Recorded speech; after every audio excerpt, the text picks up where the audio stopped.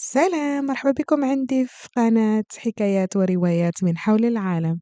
الحكاية ديالنا اليوم قصة واقعية طرات لواحد الفنانة كويتية. كتغني في الأعراس، هي فنانة شعبية اسمها نورة الضقاقة. خلينا شوية نتعرفوا على البطلة ديال القصة ديالنا اليوم. نورة هي واحد السيدة كويتية اللي تزادت في الكويت 1950 في واحد العائلة معروفة، وكانوا الناس ديما كيهضروا على شخصيتها القوية وجرأتها.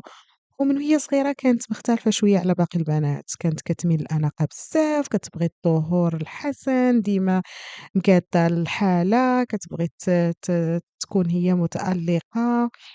وفي نفس الوقت كانت كتعيش واحد الحساسية عالية تجاه الطاقات والمشاعر ديال الناس. عفوا. الأم ديالها كانت ديما كتقول نورا كتشم الطاقات بحال الناس كتشم الريحة. ولات نورا في حي شعبي، ولكن كانت ديما كتسعى تبان وتكون هي ديما عندها ديك البصمة الخاصة، وأن هي مميزة. في المراهقة بدات كدير عروض صغيرة في الأعراس ديال العائلة، مرة كتغني، مرة كتقدم، مرة كتساعد في تنظيم العرس. كانت عندها واحد الجاذبية اللي كتخلّي الناس كيحسّوا بيها في وسط المجمع، نقدروا تقولوا كاريزما. مع الوقت كبرات شهرتها في الكويت،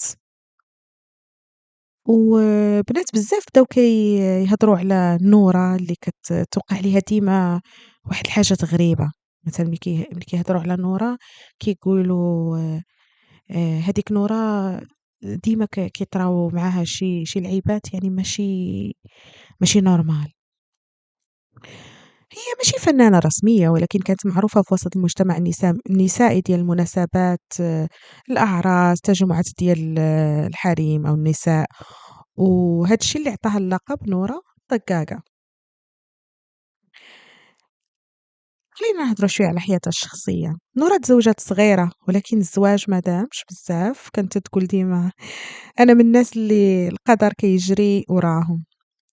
عاودت حياتها بوحدها وخدات الطريق ديال تنظيم المناسبات اللي خلاها تحضر أعراس كثيرة، ومنها العرس اللي غادي تبدل فيه حياتها وتنقلب رأسا على عقب. الشهرة ديال نورا ما جاتش من التلفاز ولا السوشيال ميديا، جات غير من القصص اللي كيحكيوها الناس عبر الأجيال، خصوصا القصة ديال العرس ديال الجن اللي هي اللي غنحكي لكم عليها اليوم. نهار داك العرس كتقول نورا ما كانش نهار عادي، ومن الأول حسيت بشي حاجة ماشي مفهومة.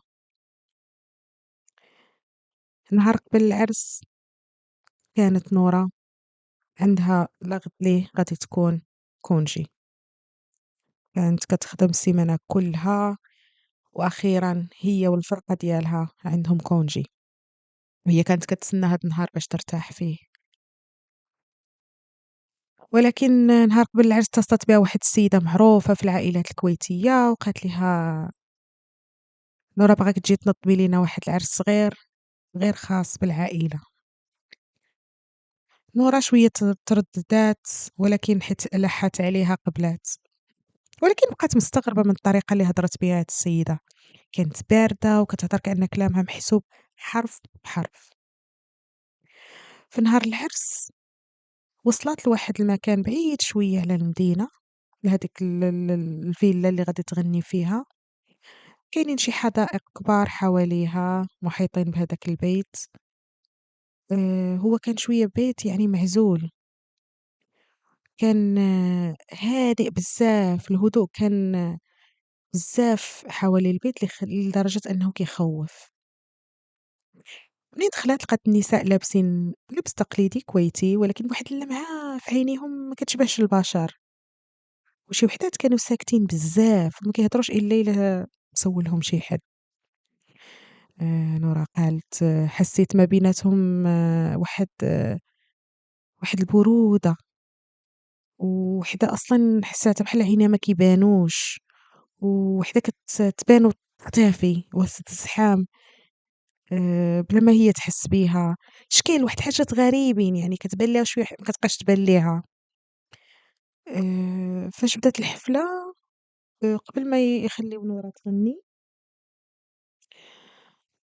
طفاو الأنوار وبدات واحد الموسيقى اللي نورا عمرها ما سمعتها، عمرها ما سمعت بحال هاد الموسيقى، ماشي دفوف، ماشي طبول، ماشي آلات موسيقية اللي عادةً كتسمعيهم في الأعراس ديال الكويتيين، كانت بحال واحد الدبدبات كتهز الأرض، هَز. الغريب أن الحضرات كاملين يتحركوا بنفس الإيقاع وبنفس الحركة وبنفس السرعة ولا ما يشوفوا في بعضياتهم، بحال كل واحد في عالم ديالو بوحدو. المهم ملي جات نورا الدور ديالها تغني هي والفرقة ديالها، هما كيغنيو وهما مخلوعين، كيشوفوا هادشي ماشي هو هداك، الناس عينيهم شكل، لباسهم في شكل، شطيحهم في شكل، حتى شافت واحد صاحبتها اللي تضرب معاها في الآلة وكتغني معاها، شافت وحدة من الحضور رجليها بحال رجلين الخروف ولا المعيز ولا، قالت لها واش شتي اللي انا شفت؟ قالت لها غير اسكتي، غير اسكتي. المهم كملوا بحال دايرين راسي ما شايفين والو. نورا شافت حتى واحد جوج ديال العيالات لابسين الابيض وجاو وقفوا حداها وكيقولوا ليها مرحبا، مرحبا بك، بحال زعما راه تا هما سامعين بيها وفرحانين انها هي في داك العرس. وهي تقول لك ملي كانوا غاديين ملي هضروا معاها ومشاو كيتمشاو رجليهم ما كيلصقوش في الارض، يعني بحال تقولي كيمشيو فوق الهواء. نورا في ديك اللحظه بغى صوتها يخرج وتغوت وتكون عندها واحد ردة فعل، ولكن بحال شي حد شد ليها حلقة، بحال شي حد قاجة وقال لها اسكتي. ايوا وجا الوقت اللي غتدخل فيه العروسة. فاش جابوا العروسة هنا نورا فهمت ان العرس هذا ماشي ديال البشر. العروسة كانت زوينة ولكن لون البشرة ديالها ماشي طبيعي، واحد اللون ماشي ديال البشر، إلا مضوية من الداخل وداك الضو كيخرج داك الإنارة كتخرج من العينين وكتبان تحت الجلد، دوك العينين كبار بزاف وكيبان فيهم لمعان صفر. ما فهمت والو، ما فهمت والو نورا.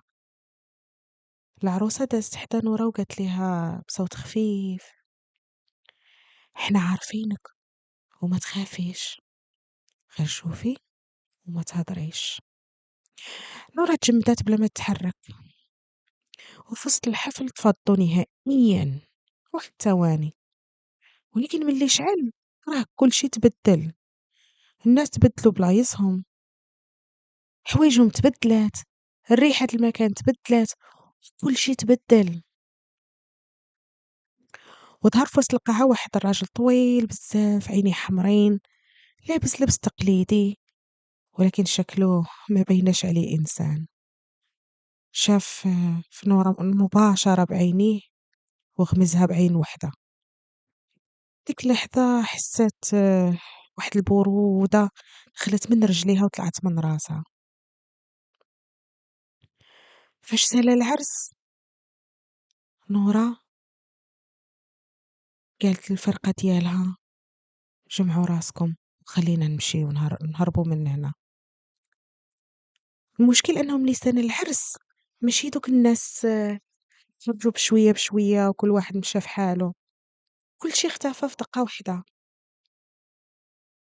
ما بقى حتى واحد في المكان ولا خاوي بحال ما كان والو.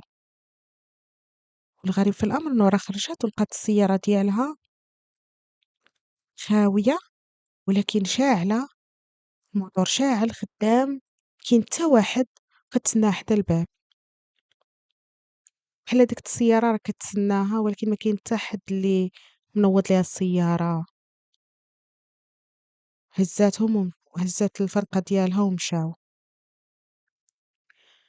وهما غاديين بان ليهم واحد الشخص، هما بحال جاتهم ديك الهستيريا وقفوا داك الشخص قالوا له واش كتعرف دوك الناس اللي داروا العرس في هذيك الفيلا تما؟ قال لهم اين فيلا؟ هذيك الدار راها مهجوره من شحال هادي. كيقول لك نورا من مورا هاد الواقعه اللي حصلت ليها اعتزلت الغناء نهائيا، مابقاتش كتغني في الاعراس. دارت قال لك شي استجوابات، كان ما متأكداش واش في السبعينات أو الثمانينات، هضرت على هذا الموضوع، وديما كتقول لهم أنا هذاك العرس اللي حضرته ما كانوش فيه إنس، وإنما كانوا من عالم آخر. إلا عجبتك القصة ديال اليوم ما تنساوش ديروا متابعة، ديروا لي لايك، أنا جديدة، عافاكم دعموني وشكرا بزاف، باي باي.